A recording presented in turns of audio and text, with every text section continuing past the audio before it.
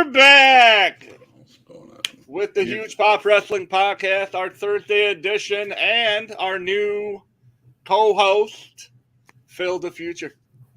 What's up, And Phil? it's me. It's me. It's that M-A-T-T. Riding with me as always is Huge Pop. Yachty. What's going on? So Took that cat daddy off there, Matt, for you. But I'll go back on there. that's fine. If that's what you want your nickname to be, we can roll with it. I know. So we got Huge Pop. We got people watching on Facebook and YouTube. Sorry, guys. Actually got to share that to the Discord. This might be Discords. But yeah, we're happy to have Phil the Future as our third member. It's good to have you. Working on another member as well to make 3 for Tuesday. So stay tuned. This allows, like we said earlier, Huge Pop Wrestling to have more knowledgeable people as well. It's easier to talk with 3 than 2. And there's weeks that I'm going to be off, and Matt and Phil would fill in and do the show, so we're not going to miss a beat. So, all right, welcome, Phil. I'm glad you're on the show with us. I'm happy too. I'm great. So as soon as Matt shares it to Discord, we can start talking about AEW. All right. I want to just say this straight up. We'll get down to that at probably near the end. I was hyped up for Tony Khan's announcement, and I was disappointed. In a sense. So was I. In a sense. I thought Tony Khan was announcing like now he was gonna now at every AEW event there's gonna be like little cocaine bear cookies now. Like I thought he was talking about that. Now we talk about Adam Cole, and I'm like, come on. I mean, I'm kind of looking forward to that show though. Like I like the behind the scenes stuff. Yeah. Like, to me, that's interesting. Like when WWE did all those like WWE ride-alongs or I like that kind of stuff. I do too, and I get that. But I was hoping for something. I thought there was gonna be a huge announcement. What's going on? That's Free Talk Wrestling. Cody. Going on Free Talk Wrestling. But yeah, so that was all I wanted to say about that until we get back down to that. But Free Talk is in here. Yes. Thank you, Free Talk, for giving me that support.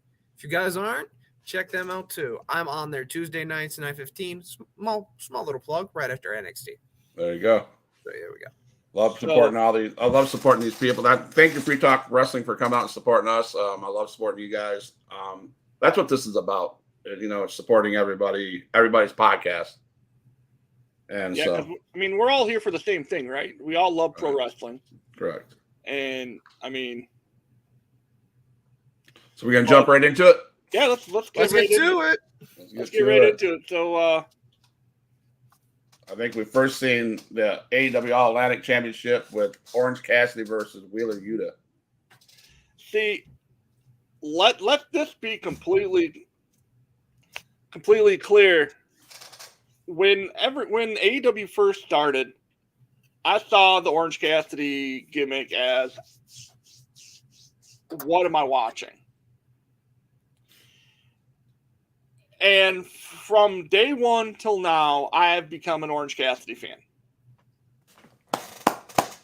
Yes! Thanks. About time.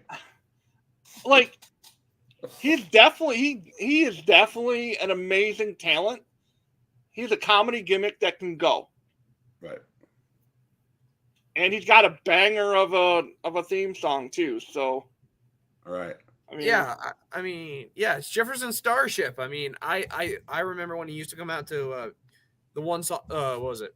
Where's My Mind by Pixies, but honestly, I honestly really like the Starship, Jefferson Starship a lot more. Right. Yeah. And talking about, like I told you on Monday or Tuesday with Matt, Phil, I was talking to, I had the opportunity to interview JT Energy. He's the one that got the cameraman that got Mandible Cloud by Bray Wyatt a couple months ago. The one thing he said about what's important for a person coming in, he goes, to understand you have to have good gear and you have to have an awesome theme song. And like Matt said, I think Orange Cassidy's song is amazing. people catch on to that, and whether you hate them or like them, you love that theme song. You remember who they are. So, well, yeah, that match that was a great match with Cassidy and Yuta. Well, it started off quick, and I thought that when you start off like that, it's hard not to have a banger. You know what I mean? Like, it was competitive from the moment they stepped in that ring, and to me, that's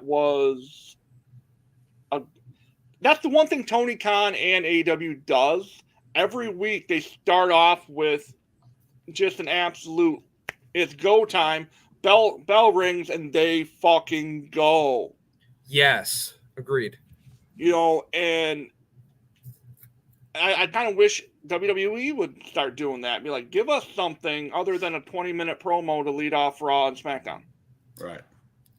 I mean, like what you said, they're starting off with like a banger of a match.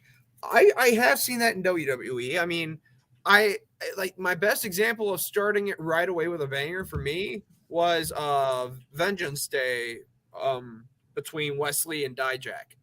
That being the very first match on the card set the tone for the entire night. Well, that was a pay-per-view, though. I don't think that was a better match than that match. But that was Wesley a special. Yeah. The thing is, I'm talking like on their weekly shows. Oh no, yeah, I get that. That's just they just really need to actually think about this. Think it through. Yeah. I think the first Raw that Triple H had, he started out with a banger of a match on the first Raw he did, but lately it's been I don't know. Lately there's rumors saying that there's rumors that Vince is back in creative control. Nice. Oh no. Well, that's gonna suck. But I'm telling you, for Cassidy being in blue jeans and a blue jean jacket and shit like that, he took everything that Yuta threw at him. And he came back with his signature, and he survived that beach break. Yuta countered that. He countered with his own move, and it was just a lot of good stuff. Now, we were watching it this morning, and Andrew and I were sitting there watching it, and I turned to Drew and I was like, "Listen, I don't know who I want to win." Right. Like, I'm legit, like, if Wheeler wins, good for him. But I kind of want to see Orange hold on to that All Atlantic. It was just a great match and the only complaint about last night is I hate picture in picture.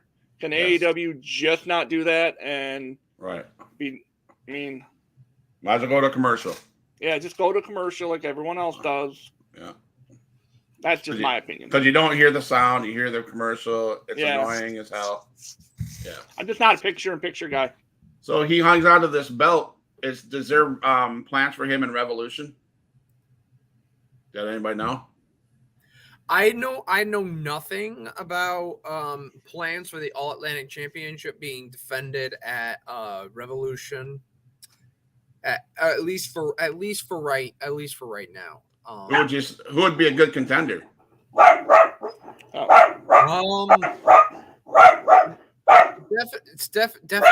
Definitely needs to be somewhere about around most likely big or no. I would say someone in like the upper part of the mid card, card. All right. But not somebody like Darby. Like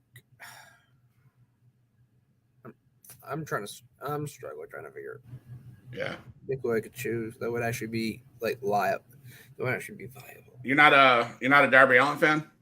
Oh no! Don't get me wrong. I am a Darby Allin fan. I'm a big fan of his. It's just sometimes with Darby, I think they're I know he wasn't even on Dynamite, but I've always either heard or seen people say, they'd like to see Darby in the main event, like see him in the like world title picture. The only thing is that's great. I mean, if he does, good for him. I just don't see it because the way that I've seen Darby, especially with him holding the TNT title now twice, he only really works in the upper mid card area, sometimes lower upper card if they give him a chance. Right. And I know also a lot of people say he's really sometimes nothing but just a guy who creates this absolutely crazy spots for no good reason whatsoever. Right. I get what they're saying there, but I think that's just Darby's nature. Gotcha. But yeah, Darby's always been mid card. I don't see him in upper card because I just don't see him going up against the likes of guys like Wardlow and Samoa Joe and Chris Jericho, and that it's like he's not. I just don't see him there yet. I don't know if he's ready for that. Right. I get that. So the question, Matt, was who would you see, like if they made a match for Revolution for Orange Cassidy, who would you see facing him?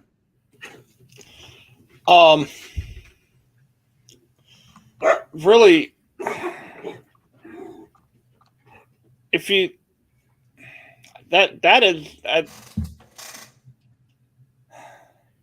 there's really not anybody that isn't already done something. You know what I mean? Like that, or that's already involved. I'm sorry, my dog's going nuts. No worries. Two dudes with attitude. Thanks, Matt, for jumping on. What about Mark Briscoe? Mark, you know what? Mark Briscoe would not be bad if he was not still entangled with the varsity athletes right now, specifically Josh Woods. Yeah. I mean, Preston Vance. Preston Vance would be pretty good. I mean, those are going too. Like I can see Preston Vance. I could probably see Roosh. Two dudes with attitude says one of Jarrett's guys, Sanjay Dutt or Santom Singh. Oh, oh my goodness! Right now I just cannot stand Triple J along with Sanjay and Simon. Right now they're itching on my nerves right now. Yeah. I just can't stand it because Jarrett needs to just go away. He needs to go. You've done enough. You've done enough. Well, look what they did at the end of the show, though. They put him in that. That team won the freaking match. That was the dumbest thing. I don't care. I don't care to see Jeff Jarrett. Like, I mean, Jay Lethal still has a little bit of time with him. I'll give him that. But Jeff, no. I see like what is it? I think AEW is the only time where I've actually seen Jeff Jarrett perform the stroke.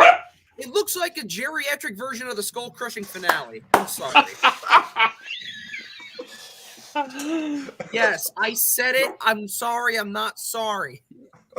The geriatric. That's amazing. That's amazing. So let's move on. No, I'm just curious. I think he needs to defend it, and I think it needs to be defended at Revolution. And I was just curious if you guys had any ideas about who you thought would be good. You could throw really any of those, because that's not. I mean, even a guy like Sammy Guevara. Yeah. Even. I mean, Claudio Castagnoli's not doing anything. What about Jungle Boy? Jungle Boy, he'll have his match with Christian. Yeah, that match with Christian Cage, yeah. So. And there was a lot of talking about, well, we'll get to that segment here in a few minutes. But so Ricky Starks and Chris Jericho set up their Revolution rematch. I think with this one, I think Ricky sucker Jericho on this. Yes. Like that look on Ricky's face. That look on Ricky's like, I got you. I got you. Yeah. You think you're so smart. You think you know everything. No. Watch me pull this on you. Like, it make it just seem like something, oh yeah, this will be easy, walk in the park for me, no problem. It's just like, not entirely. I love the whole. Oh no, Chris! I think you can beat me. Yeah. I think you can, but just show me you can. Right. You know, like. Did you guys catch the clicking of the pen like he used to do? Oh yeah, he's like Jericho's little. I thought he was gonna be like that. All I could hear was, "You just made the list." You just made the list. That would have been epic, but no, the pen clicking was amazing. I was like, oh boy. So that was good. He just signed the contract. Yeah. Pretty much. And he's saying what he's writing, which there's no chance in hell he wrote that because it wasn't. No chance. That's what you got. Hey, I got that song. No, just kidding. But no, that segment, Ricky Starks, his outfit he wore off to the ring, man. I wish I could support that, but that was a badass outfit. I couldn't wear it, but he could. So, I don't know. I just have a feeling there's some stipulation that Jericho didn't read, and he signed his death will, I think, when he signed that contract. Well, this is the last time you're going to see Ricky and Chris. Like, that's the last time. That's still going to be there. This is going to be the end of that feud. Well, I hope so. Mm-hmm.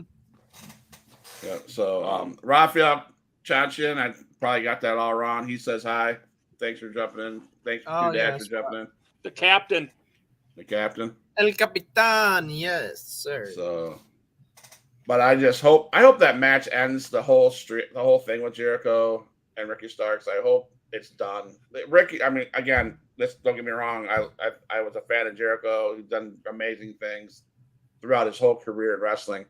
But he's another guy that needs to go away with like Jeff Jarrett, in my opinion. Well, did you see they had his light up jacket enshrined at the Hard Rock Cafe in Jacksonville? Oh, did they? Yeah. Nice. They put like they the one that he's wore forever, the light up with the sleeves that light up and everything. And he said in an interview that he they have it rigged so where the lights stay on for the duration. Nice. And in the pictures that they showed, and he thanked and he added AEW and WWE in his social media post, and he just in all the pictures, and I know the dude's in his mid-50s, right? He's been doing this forever. He just looked really old, like really old. They were showing footage of him on his cruise, on his Jericho cruise, and he looks horrible. It doesn't look horrible. No, I mean, well, I looked like that when I was his age, or when I become his age. No, oh yeah, but it was. I don't know. It's you can tell he's aging. But the guy can go. You know, so I have to check that place out. Is it a wrestling museum over? No, it's just the Hard Rock Cafe. Is all it is. I have to go check that out. I mean, what is it? I think they also on that same note, I believe they actually have QT Marshall's boots at the Orlando Hard Rock Cafe. Okay. Nice. I live only about 5 hours from those places, so I'm going to check that out. So then we had the Acclaimed and Big Bill and Lee Moriarty. Oh my God. Max Caster, all I got to say is Max Caster. Dude, he's probably one of the most brilliant dudes on the mic today. Yeah. Like, some of the stuff he comes up with is just amazing. I loved how he referenced Soft. Yes! That's the one that got me I was like, what? It was great. It was just like, you know, that just the one line. She call you one, whatever it was. I don't know exactly what the word, how it went, but like, I just heard the SAWFT. I'm like, no. He says, his fiance has called him SAWFT. His fiance called him Soft. That's awesome. I'm like, well, they went there. I'm surprised that they didn't make reference to when he was dating Mella. Oh, yo, that would have been, oh boy. Yeah. Because that ended badly. That Max Caster, he's like Matt said, he's intelligent and he studies. He has to study to come up with that crap, with those lines, because I'm sure if he has to be writing his own stuff. Oh, he does. I know Max does. He really does do a lot of his own. I mean, I've seen a lot of his stuff. He does stuff on TikTok too, where he's done I've seen him do freestyles. Really? And they're not too bad. It's not too bad. He at least it's one of the, I think he has like one of those things where it's like he literally just spit stuff out, and it's like you have to say at least 3 words within like the actual like rap itself, and he does stuff like that. Like it's pretty cool. Right. And I didn't know he was on TikTok. Look him up. Yeah, I mean you can find him. It's easy. You can find him at Platinum Max Caster. We learned in that live. You were in the live when they announced it. Mommy's on TikTok now. Yes, Mommy is now on TikTok, which is, I mean, I was kind of seeing it coming, especially since what is it? I think it was Kathy. I think the ones that have been the ones pushing for Rhea to get onto TikTok were Kathy Kelly and Dakota Kai. Okay. So Mommy's Big on Bill there, is engaged to Lexi Nair, the other backstage interviewer with AEW, and she's DDP's stepdaughter. Yep. It's DDP. Bang! He's a great diamond cutter. You never saw it coming. He's a great guy. I got to meet him 2-3 years ago. Great guy. I mean, he saved Jake the Snake's life. Yeah. I just, the part where the gun boys come down. I don't know. They need to get done. They need to be done with that. They need to be. I don't know. I'm still not over the Acclaim losing the belts. I'm not a Acclaim fan. I thought that was a mess up on AEW's part. Anyways, I mean, they are a tag team, and like Seth Rollins doesn't need a belt to be over. You're true. You're right. So you can put them anywhere on the card, and people are going to pop for those guys. Yep. And maybe the Guns need a push. Maybe they need the title to be relevant. That's probably true. Yeah. I don't know. I'm just not a fan of the Guns in general. Yeah. Like, it's just sour taste in my mouth. Right. I think the proper team to beat the Acclaimed for me was FTR. I mean, we've got the Casino Battle Royal next week. Oh, do it. And yeah, the Casino Battle Royal for that final spot in the 4-way match for the World Tag Team titles is next Wednesday. Okay. And since it's Casino Battle Royal, it's going to be like multiple tag teams will be coming out at once. Like you're going to have, obviously you're going to have the Spade group, Hearts, you're going to have Clubs, and then Diamonds, and then at the very end, they do their Joker pick. The Joker pick is one that, when done correctly, whoever comes out as the Joker is usually the one that's going to really get the big pop.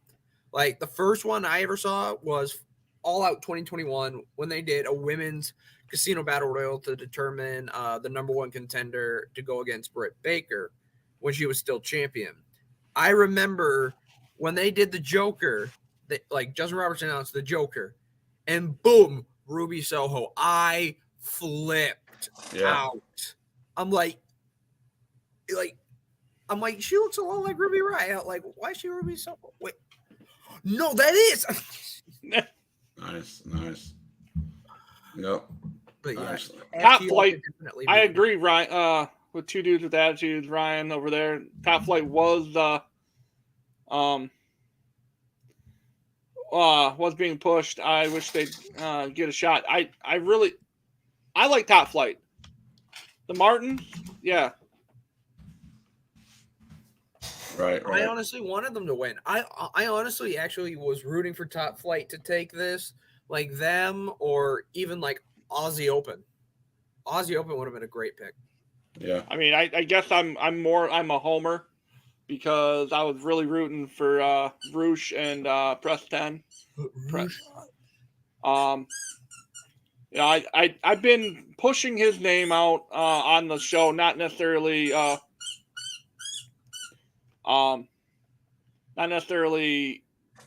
in and TikTok, but on the show.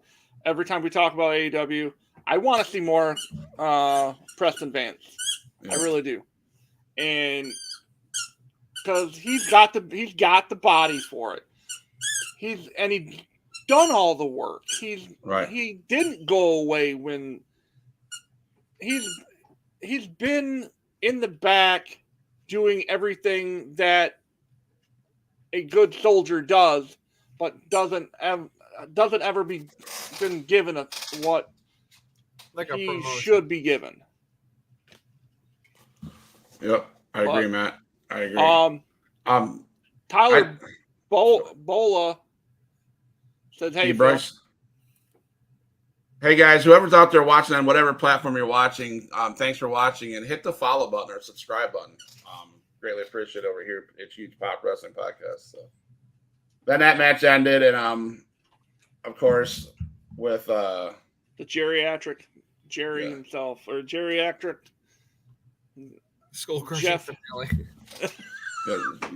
Phil's favorite person, Jeff Jarrett, comes out and saves the day. So Phil, from Huge Pop Wrestling Podcast, can you tell us how you feel about that? Let me talk to you. Yeah. So that's how it ended, and Phil doesn't want to say nothing, so we went on to. I'm not gonna go anywhere. I'm not gonna get myself. It's like, oh my gosh, I'm not gonna go. I'm not gonna go there. Like he's done great. He's done great stuff in the past. I'm just not into him right now. Like him calling himself the Last Outlaw and that. I'm sorry, but didn't the Undertaker carry that name, Jarrett, or is that copyright infringement? Good plug. Anyways, so we have Tony Schiavone on the top stage with introduced Christian Cage, who was quickly attacked by Jungle Boy Jack Perry. So, dude, I tell you what, that spear was sick. Yo, that honestly, that was the first time I think I've ever seen Jungle Boy do a spear. And automatically, speaking of spears, Sean Spears would know how to rank it because I'm going to rank it. Speaking of Sean Spears, where's the chairman of the board? He is actually at home with his wife Cassie Lee because they just had a child a couple months ago. Oh, congratulations! So yeah, I hope that feud's over too quickly, Christian and Jungle Boy. Jungle Boy needs to move on to something bigger. I don't know how many times he can beat the piss out of Christian Cage, or Christian Cage beats the piss out of him, or whatever. He saw color last night too. I was surprised Jungle Boy took color. Yeah. Oh yeah. When Jungle Boy, that was like when I saw that spotlight just right there down. I'm just like, ugh. Like that actually looked so nasty. I was like, hey, is he trying to take? Is he coming for John Moxley's title of? Yeah, most color. Yeah, most color. Yeah. Right. I get to meet him. I'll ask him that question on Saturday. All right, you ask him. I'll say, are you trying to compete with Moxley on who gets the most blood? That's what it says. Wow. I don't know. Then he'll be like, nah, I'm going to, yeah. So. Then you go on to Sky Blue versus Saraya. Oh, my goodness. Yo.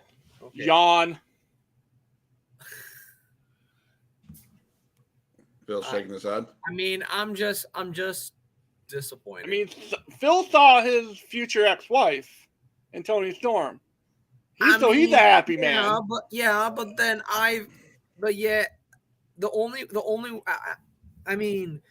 the only thing is, like, I met Tony on one night, but like I also met Sky Blue when I went to Dynamite last year, and like, come on, I wanted at least Sky to at least, you got to do something with Sky and stop having her be such a freaking jobber. But like, she is a jobber right now. Like, I mean, I don't get it. I just. She's so much better than that, though. She is so much better than that. Well, I mean, that falls kind of. I mean, my boy. Here's me plugging the hometown talent from Clare, Michigan, Preston Vance, but he's so much better than just being a henchman to Roosh at this point, too. Right. Yeah. And I thought really he's played second fiddle to Roosh right now, and Sky Blue gets sent out there to be like, all right, listen, you're gonna take bumps for Saraya. Sorry. You will be irrelevant in this match after. Right. Agreed. I don't know. I like that backstage interview with Hayter, and she just said, "Oh, let's make this a 3-way at Revolution. Let's make it me, Saraya, and so let's do this." Yeah, so that was intent. That looks great. That is, it's looking really great. In fact, the entire card right now for Revolution is looking great. Like, we have so many different. Like, this is literally like. This must be like this is like stipulation. This must be their stipulation pay-per-view, because almost like an Extreme Rules. Almost, yeah. Because you've got the Texas Death Match with Adam Page and Moxley. You've got again Fatal 4-Way between Guns, Acclaimed, Jarrett and Lethal, and then 1 to be decided. You've got triple threat. The triple threat between Hayter, Saraya, and Soho, and I guess there's still more to come. But like, this is like big stipulation stuff. Don't we have MJF and MJF and Danielson in the 60-minute Iron Man match? Yep. Yeah. That promo was off the chain. Intense. When he mentioned Birdie and Buddy and talked directly to them. Like, I'm like, like, I don't know whether to be like, or be like, you're an asshole. I mean, I was so conflicted. I wanted to cheer for him because it was a great promo, but at the same time, I'm like, wow, right? What a dick. Right. That's what I thought. I was like, you're an ass. You are a jackass. But for real. But, and that goes back, I don't want to revisit them. I am now starting to dig I'm starting to dig MJF's promos and stuff. I used to be, Matt, about a year ago, I used to hate the guy. But I've loved him ever since he stepped forward. Now that I watch him, I look forward to seeing what he does, And AEW, WWE is starting to do it too. AEW, they always have crossed the line in bringing personal shit into promos, and I'm kind of digging it. I wasn't a fan of it before, but that segment, like Matt was talking, hey Birdie, hey, you listening? Your dad's not gonna be able to. I'm gonna break your dad's arm or whatever so bad that he's not even gonna pick you up. How's that make you feel? Oh, I'm like, when he referred to himself as Uncle Max. Uncle Max, yeah. I'm like, dude. I was waiting for him to call out Danielson's wife. I'm like, oh shit. Yeah, it's like, no, don't you talk about Brie. Don't do that. Oh no, let's not go there. But he's got a couple more weeks to bring it more in. I'm sure he'll say something. And it has been deemed official. He's no longer engaged. He's not. Oh yeah. That wasn't a shoot, or that wasn't a shoot. That wasn't a work. That was straight shoot. Like, for whatever reason, they are no longer engaged. She actually took down all photos of him and her on Instagram and in other social medias. Like, I don't know if that's the work, if she's going kayfabe with him, or if she just had enough of him being a complete tool bag. Like, well, I shouldn't say it like that, but because he is the hottest heel in the business, and for a reason. But I don't know if she just didn't like that anymore. Didn't like the fact that he was calling little girls out for like what the hell do you want? Like, coming up for signing autographs. I mean, I don't know, but it's official. She basically took everything MJF related off all social medias. Wow.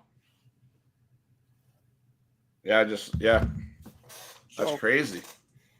I don't know if it was the whole car accident promo that he cut a couple weeks ago, if that set her off or what, but right. Like, it's been since that promo, like, sometime. You also motorboated a girl. I mean, we'll leave it there. A heel does what a heel does. You know what I mean? Like, yep. Probably pissed his girlfriend off. I'm sure he did.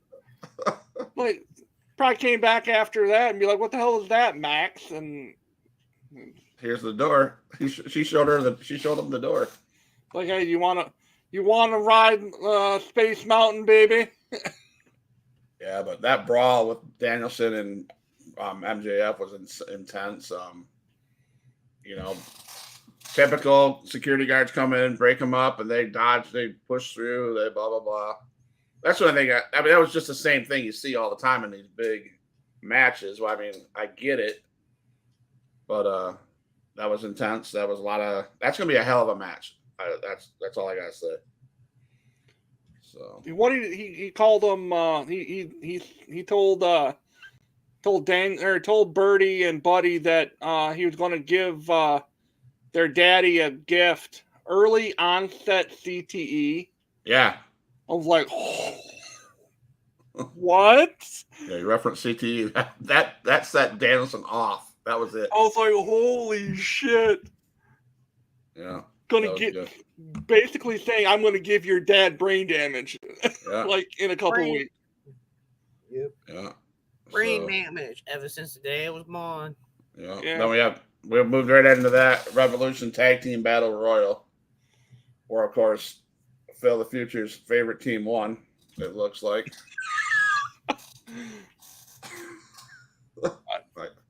I was really rooting for Trent to pull it through and win. That would have been crazy.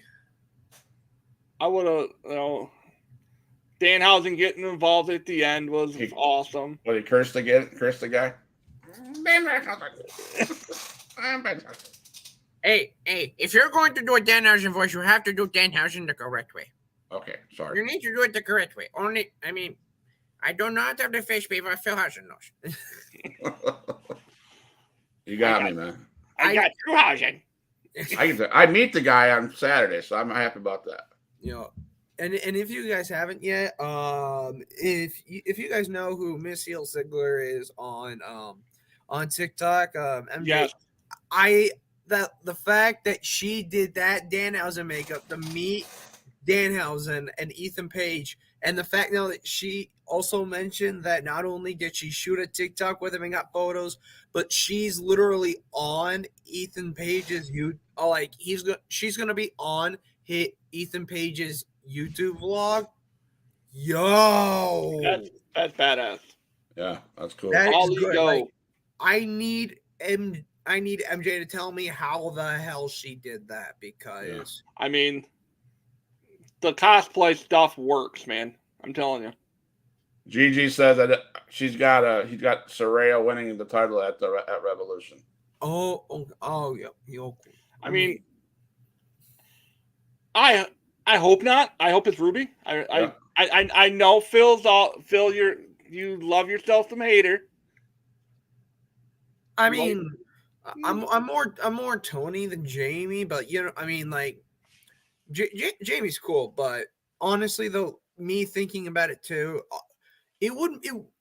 I would not be disappointed if Ruby Soho became the new AEW. I think it needs to happen though. Like it really does, because she has almost Cody. I don't like comparing men and women because they are on different planes, but it's Cody Rhodes-esque, because Ruby was shot out of a cannon when she first came over. Right. Got hurt and fell to the bottom. Yep. What'd Cody do? Shot out of a cannon into a hot feud with Seth Rollins. It was the best thing going for WWE next to Roman, right? Like that feud was like neck and neck with Roman and whoever. And now Cody fell off because he tore his pec. Now he's back. So I think in a perfect world, Cody wins and Ruby wins. Yep. Right. And shout out to Jamie Rose TV. What's up, my fellow? Thank you guys for popping in here. If you guys aren't following the channel on the social medias, please do. We will have shows Tuesdays, Thursdays, Saturday nights, and whenever we feel like plugging in some stuff, interviews and stuff like that. So Phil will be on our Thursday shows. We're working on somebody for the Tuesday shows. Please hit the follow button, hit the subscribe button, so you get a notification that we're going to be on. So thank you guys again. That's Queen. Cool. I will follow you back on Twitch. Yeah, Twitch. We'll follow you back on Twitch, man. Tony Khan's big announcement. That was about the most disappointing thing on AEW last night. Yeah, I was hoping it was going to be Cocaine Bear cookies. Like, my boss is going to see that movie this weekend, by the way. See, I thought, honestly, I thought that Cocaine Bear was a rib. Like, I thought it was just a Facebook rib at first. Yeah. And then when I started seeing fucking trailers for it on TV, I'm like, this is legit happening? Yeah. What? Yeah. Yeah, and someone said it was based on a true story. Yeah, apparently it actually is a true story that when guys were trying to get rid of, like, from how I understand it, some guys literally tried to get rid of the substance, but somehow a bear ends up literally ingesting it in some way and just goes on a massive rampage. I'm like, what? We're gonna pay to see this movie, right? Like, how? Like, I mean, I'm not going to the theater to watch it, but if that when that shit hits Netflix or HBO Max, yeah, I'll check it out. But I'm not gonna pay like $15 to go sit in a theater and watch it. Yeah, exactly. Like, and this is something like you can't make up. No. Because, like, you sit down in a board meeting and you're like, hey, we need to come up with a movie. Anybody got ideas? I got one. What if we did one about a bear who did cocaine? Like, and you look at them like, no, you know who that reminds me of? It reminds me of something that who had pitched something like that? That the guy from Eastbound and Down. Jamie. It sounds like a Vince idea. Yeah, we're gonna give that's good shit, man. No, what's that? I can't remember the dude's name, but he's in nothing. Hold on. We'll hand out straws on Thursday's show. No. Danny McBride. It's something that Danny McBride would come up with. Kenny Powers, who's that? Yeah, Kenny Powers. Okay. But Danny McBride's the guy who plays Kenny Powers on Eastbound and Down. Gotcha. But it seriously sounds like something that Danny McBride would come up with. Or say, I don't know, Will Ferrell. But maybe Will Ferrell, yeah. Here's an idea. We're going to go out into the middle of the woods. And we're going to drop a load of cocaine in the middle of the woods. And we're going to lead a bear to it. I see that happen up in Michigan. Meth bear. Oh, that's meth. That's meth deer. That's the next movie. Do a deer on meth. Do a short movie. A deer on meth. Live. Oh wow! We have just hit the absolute rock bottom that you could kind of like that bear hit at the end of the movie. There's word about a bus that has to go a certain speed. And if it drops below that speed, it'll explode. I think it was called that bus that couldn't slow down.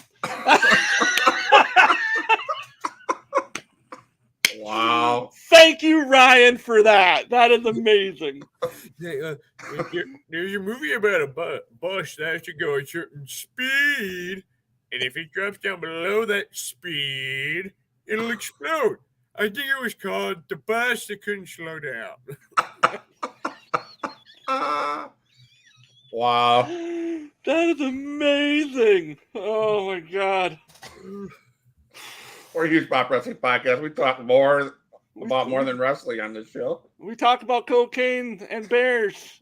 And buses that can't slow down. Anyway, so back to the AEW. Evil Uno versus Moxley. Mr. Blood himself. Oh my God. Andrew had to turn away on that during that match, be like, what is going on? Like, he was legit, like, worried about Evil Uno's face and his eye. Like, yeah, that was like, that was honestly hard. That was honestly, like, something hard. And, I mean, if I can provide a little bit of levity just by saying this, though, knowing that Moxley beat Evil Uno, this has been Jon Moxley's 100th singles win in AEW. Nice. I mean, that's good.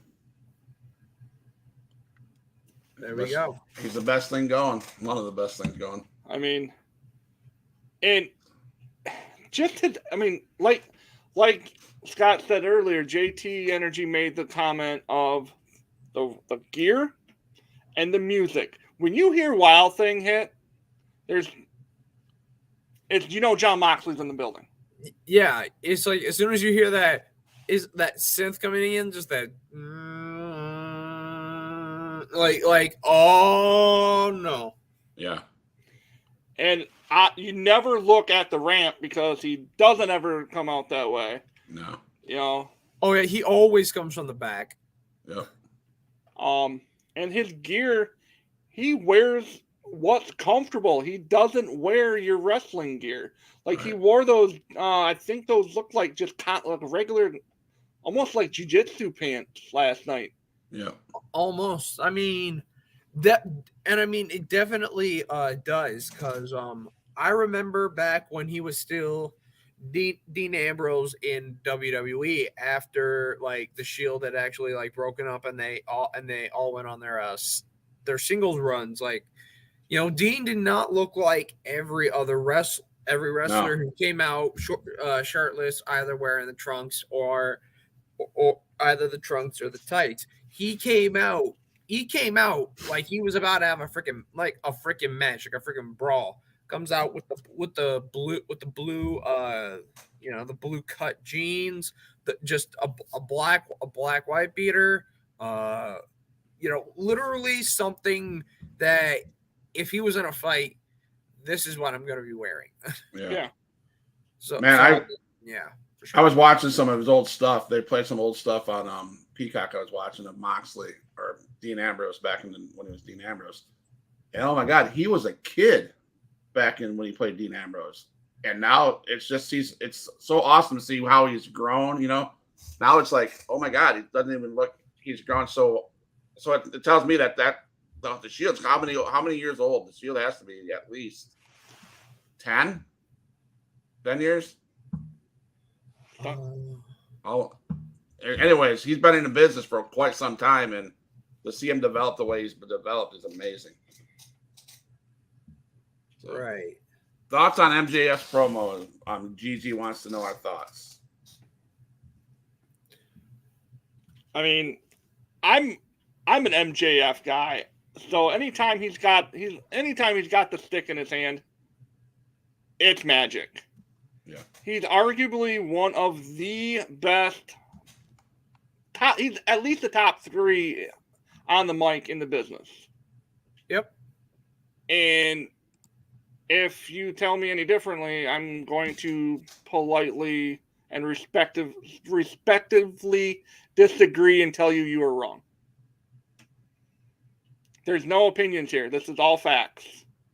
Right. MJF is clear-cut top 3 promo in the business today. Absolutely. I agree.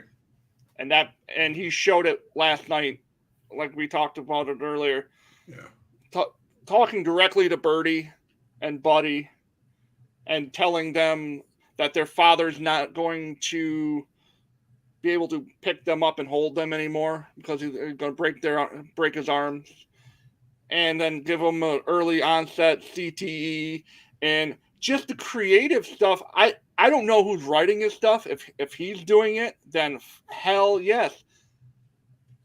I mean, I don't know. I'm hoping that they gave him creative freedom, but they should have. I mean, to be so smooth like he is with it, you got to believe it's creative, his own creativity, because he doesn't miss a beat. You know, with all the emotions and that stuff, you can't write that stuff and look at that paper, get the paper when you come into the office and go out on stage and read that. The way he delivers it, you got to believe he wrote his own shit. So Moxley has made his in-ring professional debut in June of 2004. Okay, so he's 10 years. Almost 20 years into the business. Yeah, almost 20 years. So therefore that's why you see such a. I mean, it's like a child and a man now, you know. So, we talked about Mox, like we were just saying about Mox being the young when he was with when he was doing Dean Ambrose. The one thing that remember that ice bucket challenge thing he did with Seth Rollins? Yes, I love that. He just completely dumps. He's just, and then they're like, "What? It's for charity." Yeah. Like what? What's wrong? Like, what did I do wrong? I did it for charity. Exactly. One of my favorite, and then the hot dog cart. The hot dog cart, not the hot dog cart. I mean, Dean Ambrose, old Moxley, is arguably one of the most entertaining talents of our generation, of this generation, because he's funny when he needs to be, or wants to be, which you haven't seen that out of him now because he's all business. He's yeah. I mean, honestly, you look at Dean Ambrose / Jon Moxley, like from WWE and AEW. He's almost 2 different people. The Moxley that we know right now from AEW, we already know how he is. Gritty, hardcore, always red, always seeming to be red in the face for some reason. And then you look like, and is a complete scrapper. You look at him from WWE. He was still the guy you could scrap with, but even when he was a face, it always seemed like he was always a and I don't know. It's like fun. It's like funny stuff, but then at the same time, seriousness. And for some reason, like the jokes were kind of like jokey jokes. Like when I remember when Maurice like freaking slapped him, got out the ring. He's just like, shit's way better than you do. Yeah. Yeah. Well, I have a Moxley story. We saw Mox's last house show performance before he left WWE. And I think he had like maybe one other match after Andrew and I and my wife saw that, and he wrestled EC3, and that was one of EC3's last house show performances as well. And it was a situation where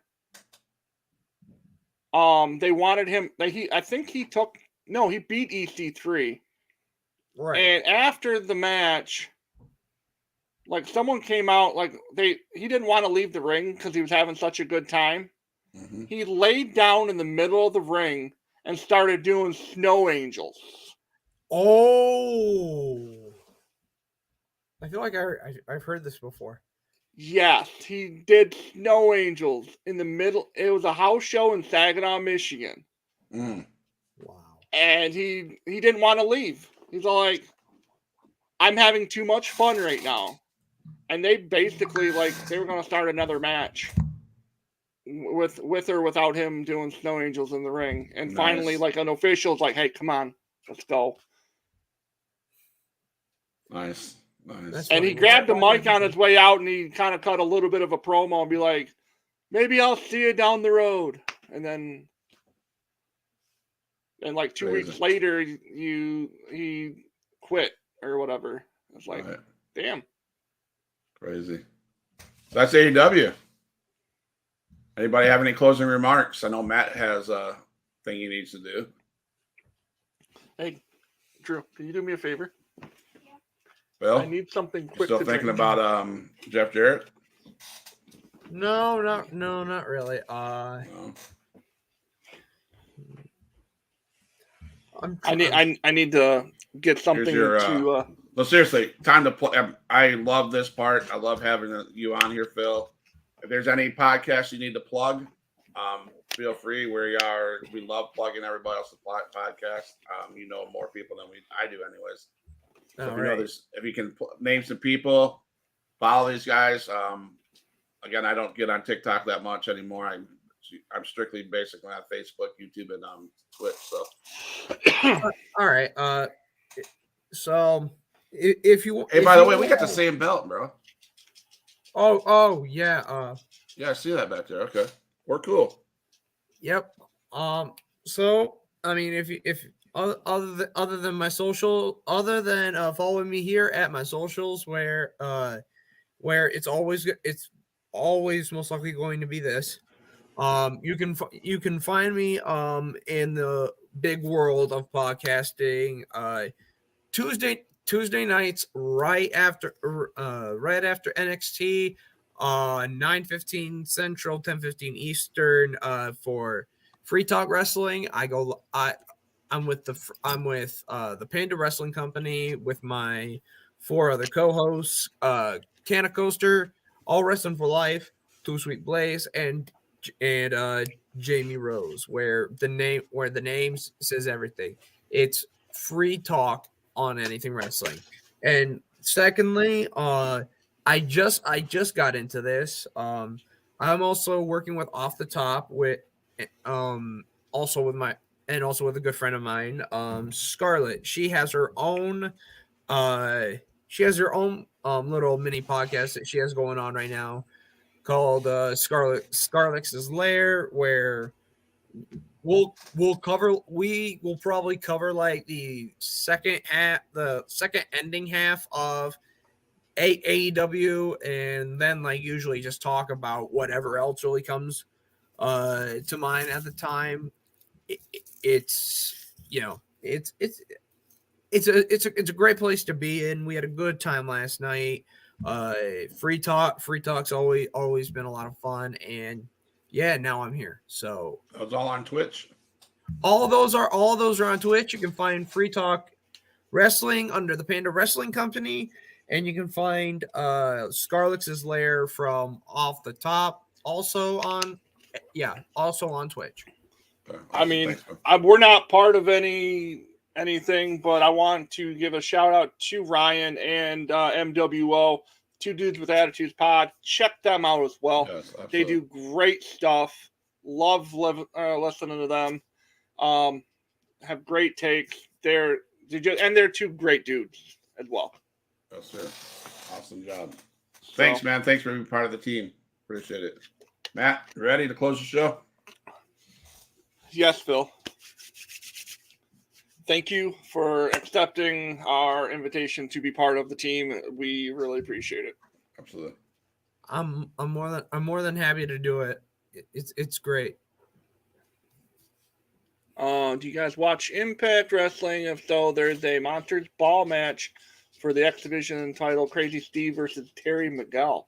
Oh, Trey Miguel. Oh, yeah. Oh, Trey Miguel. I can't read today. I'm going to put a plug in. Actually, I didn't see that because I was on a different screen.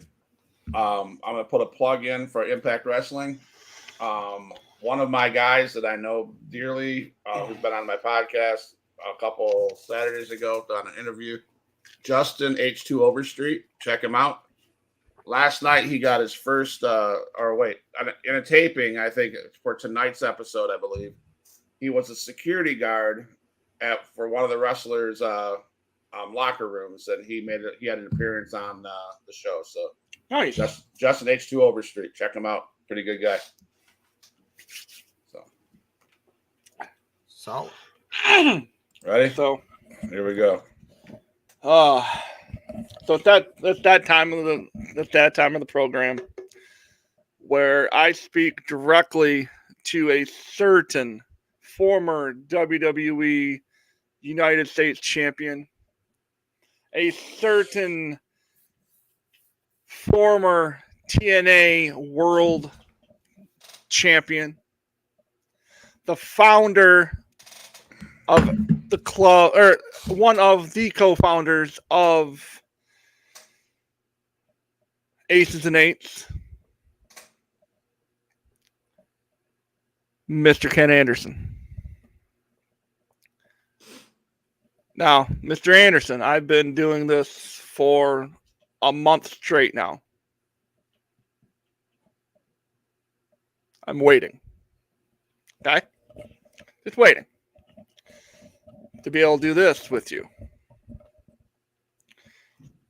Weighing in tonight at an absolutely freaking astonishing 236.5 pounds. He hails from Green Bay, Wisconsin, Mr.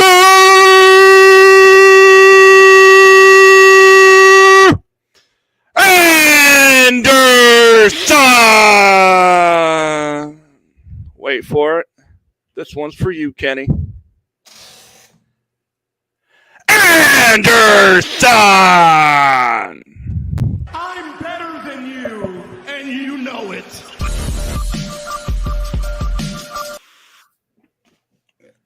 And that's the Huge Pop Wrestling Podcast, everybody. And I hope Justin Bundy heard me, because he hounds me for that every single time I'm on a live. I pop him big. Like I'm gonna say he loses his shit when I do that. You and Justin have two of the probably most energetic endings. Him and his "Let's Go, Baby." He did a little speech about that thing this morning, and then your Ken Anderson shout out. So now, the one thing that next time we're gonna get him on, and because I want Phil to witness this too. He'll have to come on a Thursday for one spot, and I'm only bringing him on for one spot. And Justin, if you're watching, I'm sorry for calling you out on this. His Enzo Amore is freaking amazing. It is. Yes. Yeah. He does the whole dance and the whole schmeal, like the whole thing. When he gets that white hair of his just a flopping, it's like, damn, dude.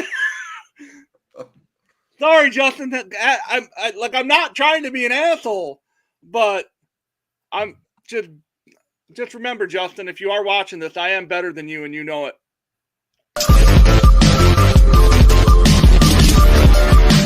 I'm better than you, and you know it.